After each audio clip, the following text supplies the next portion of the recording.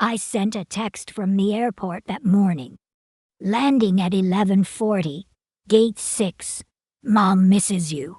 14 months in a military hospital. 11 operations. I had made it back, but no one was waiting. Not my son, not the daughter-in-law whose children I once cared for. I sat there in uniform, watching families run into each other's arms.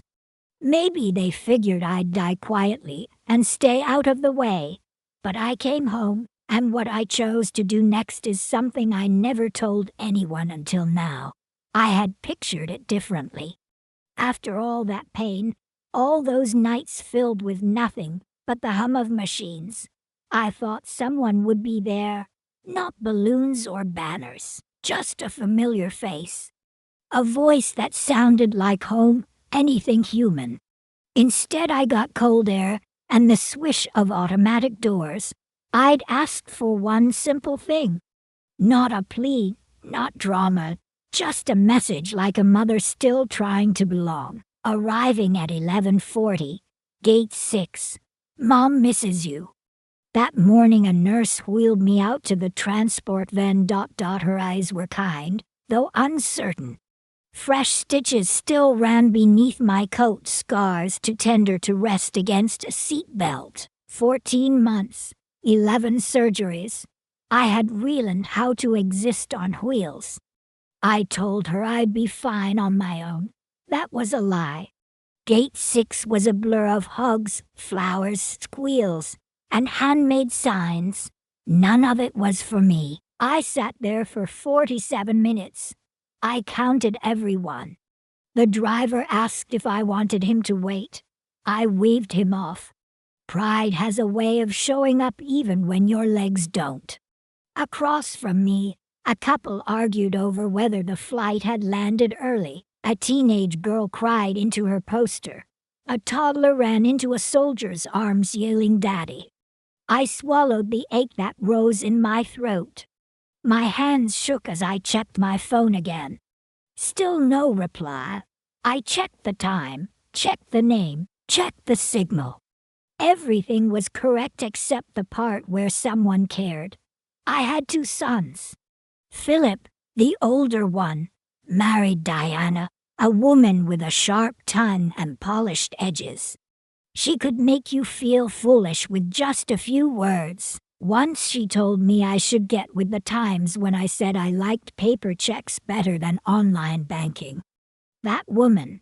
Then there was Emmett, quieter, always a step behind his brother. He called on birthdays if reminded. Never cruel, never protective either. Neither showed up. Not even a sorry, just silence. I could hear the squeak of my chair wheels as I rolled toward the taxi stand. The driver looked startled to see me alone. I gave him the address. He nodded, opened the door. I didn't ask for help. We rode in silence. The road from the airport was lined with summer trees, their leaves loud and green. Flags flew at half-mast for someone I didn't know. Life kept moving. My name wasn't etched into anyone's memory anymore, not in that family. As we neared my street, I asked the driver to stop for blocks away. He looked puzzled, but I handed him an extra 20 and said nothing. I needed to see it from a distance first. The house looked the same as when I left. Light blue siding, white trim. The American flag on the porch a little more faded. 2 cars in the driveway. One of them used to be mine. Diana had told me she'd stay there while I was gone. She said it was practical. Said she'd keep it up for me. I believed her. From behind the hedge, I watched. The front door opened. A woman stepped out in my robe. My robe. She carried a glass of wine, laughing into her phone. The porch lights clicked on automatically. Someone had reset the timer. Piece by piece, my place had been claimed. I didn't cry. I wish I could say I did. But what came over me wasn't grief. It was something cleaner, Sharper, a hollow space begging to be filled. If you've ever been erased by the very people you gave everything to, maybe you understand what I felt in that moment. I didn't knock. I didn't ring the bell. I turned away, rolled down the sidewalk, and opened a part of myself I hadn't used in years. The part that knew how to wait, how to strike, how to take back everything without raising my voice. Sometimes being unwanted is the greatest freedom of all, and I intended to use it. That night I stayed at a roadside motel off Highway 42. No one knew I was back in town. I paid in cash. The walls were thin, the mattress sagged, but I had space to think.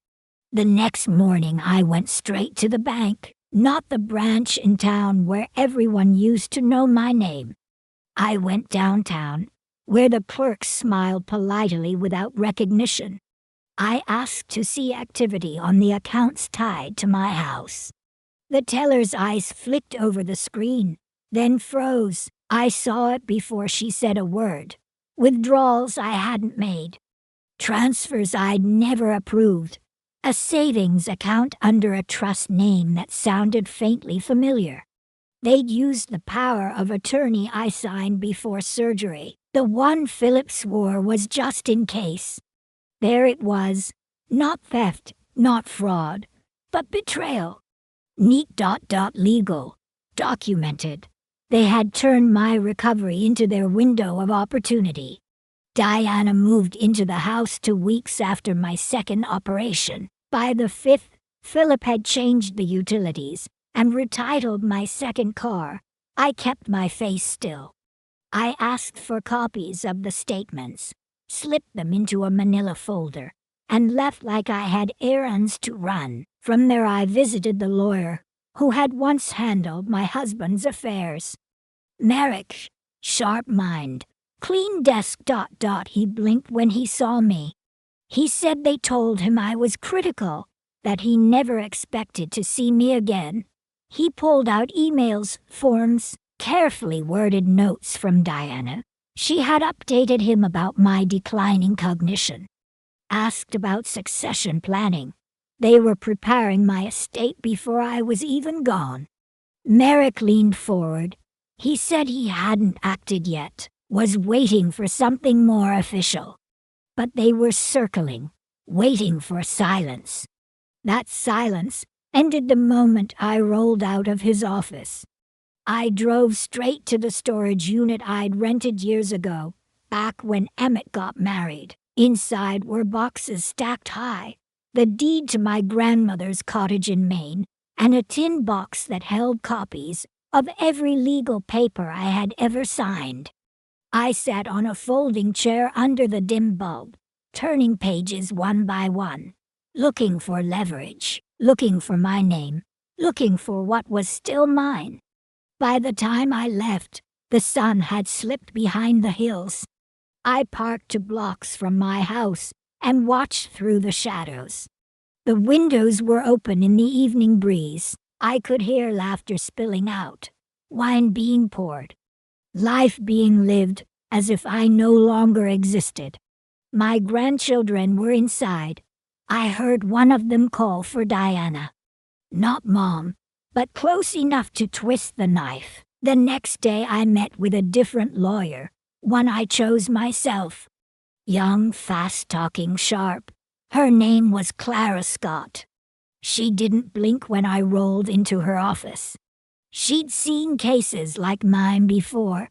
I handed over everything, the power of attorney papers, the bank statements, the trust documents, the messages. She flipped through them quickly, nodding. She said the first step would be revocation, that we could freeze assets. Launch reviews, reassert ownership. Then she said something that stuck with me. This isn't just about property. It's about identity. They erased you on paper. Now it's time to write yourself back in. We filed within 48 hours. I kept quiet, didn't breathe a word to anyone. I let the legal tide roll in, slow but certain. But legal revenge was only the beginning, because it wasn't enough to take back what they'd stolen. I wanted them to feel it, to sit in it the same way I sat alone at Gate 6. They thought I was gone. Now I'd show them what it looked like when the woman they buried too soon stood back up. I stayed at the same motel off Highway 42. Every morning I left early, returned late. I kept my presence hidden. No one in that house knew I was back. Not yet.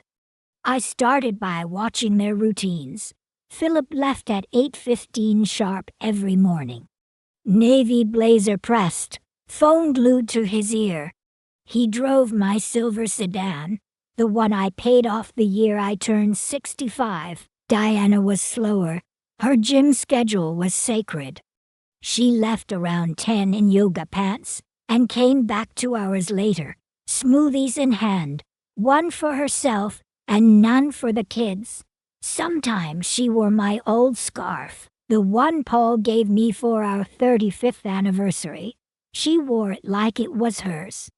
The children were dropped off by a nanny, a woman who looked bored even while tying their shoes.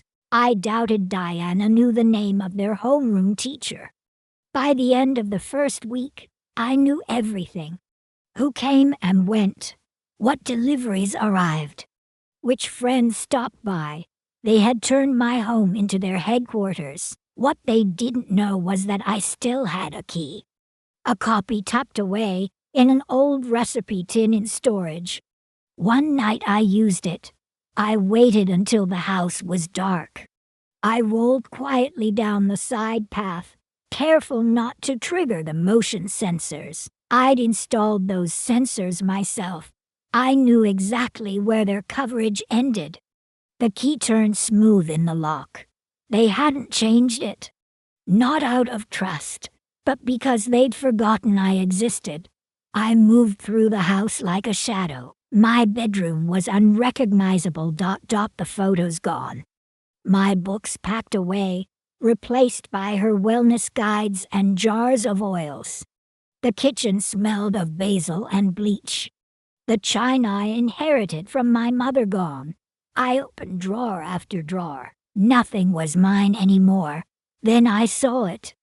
On the hallway table sat a stack of envelopes, one with my name. It was from the retirement board, an annual notice, unopened. They'd let it sit for weeks. If I hadn't come, they might have tossed it. I slipped it into my bag, and I took more than that. In the office drawer I found the original trust papers.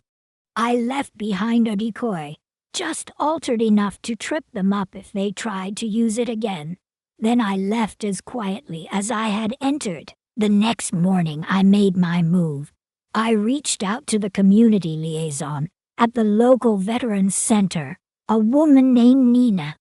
We had met once years ago at a fundraiser. She remembered my name.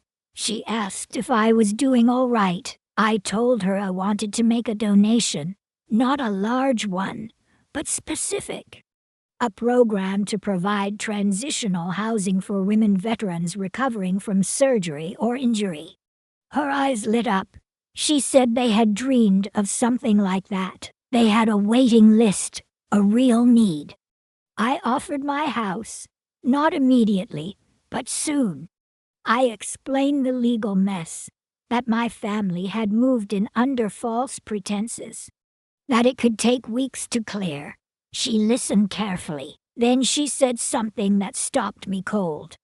Most people don't give away a home unless they're trying to reclaim themselves. She wasn't wrong. I left her office with a date in mind. 2 weeks. That was my timeline. 2 weeks to take back what was mine and turn it into something no one could ever steal again.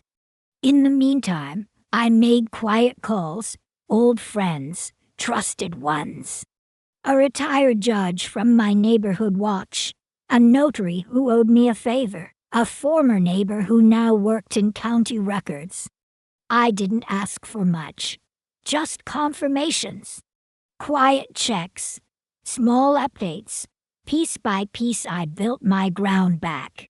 Then I sent a courier to deliver a notice straight to Diana. It stated her stay was temporary. The deed was disputed. She should prepare to leave.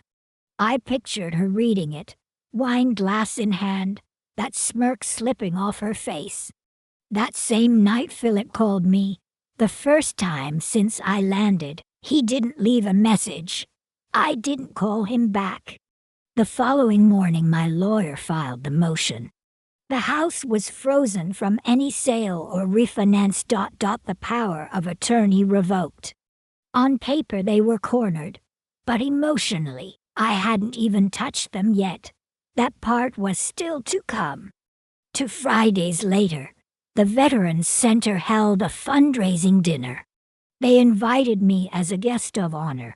Nina insisted I attend. She said it would mean a lot for the women in recovery to see someone who had been through it and come out standing. I wore a navy dress I'd kept folded in storage, simple and sharp. A volunteer helped me wheel to the stage when they called my name. The room went quiet. I saw Philip and Diana near the back, surprised to find me there. They hadn't expected this. They hadn't expected me at all. I spoke into the microphone slowly, letting every word sink in. I told the story of returning home, alone at Gate 6, of learning what had been taken, of watching the life I built turned into someone else's trophy shelf. And then I told them my decision, that I was reclaiming my home, that within the month, it would no longer be a playground for selfish hands, but a sanctuary for women who had given everything and been forgotten. Applause rolled through the room like a wave. Nina smiled, tears on her cheeks. The young veteran stood, clapping harder than anyone. Philip's face went pale. Diana grabbed his arm, whispering sharply. I didn't look their way again. I stayed with the people who understood what loss meant, what survival required. When the applause quieted, I closed with one line. Sometimes family is chosen. Tonight, I choose you. The crowd rose to their feet. I could feel my heartbeat in my throat, steady and alive. That night, as the papers moved forward and the law caught up to my children, I finally slept. Not in a motel, not in a hospital, but in peace. Because for the first time in years, I was truly home no matter where I laid my head. The weeks that followed moved quickly. Court orders were signed, locks were changed. By the time Philip and Diana realized they couldn't stop it, the house was already out of their reach. They showed up at the hearing in polished clothes, voices raised, but the judge barely glanced at them. The paperwork spoke louder than their excuses. When the ruling came down, Diana gasped like she'd been struck. Philip clenched his jaw and wouldn't meet my eyes. I didn't say a word. I didn't need to. The Veterans Center moved in within days. Fresh paint, clean sheets, a welcome sign on the porch where Diana once sipped wine in my robe. I sat on the sidewalk across the street, watching the women carry in their bags, heads high despite the scars you couldn't always see. One of them paused, came over, and thanked me. She said, "It feels safe here." That was enough. Philip called once more after that. I let it ring. I deleted the voicemail without listening. I knew what it would say. Apologies spun too late. Explanations crafted to ease his guilt, not mine. Diana never called. That silence was the only gift she ever gave me. I didn't lose a family. I shed one. And what I gained was something for better people who understood sacrifice, women who knew how to stand even when the world tried to erase them. That house had been my burden. Now it was my legacy, and for the first time since stepping off that plane, I didn't feel forgotten. I felt free,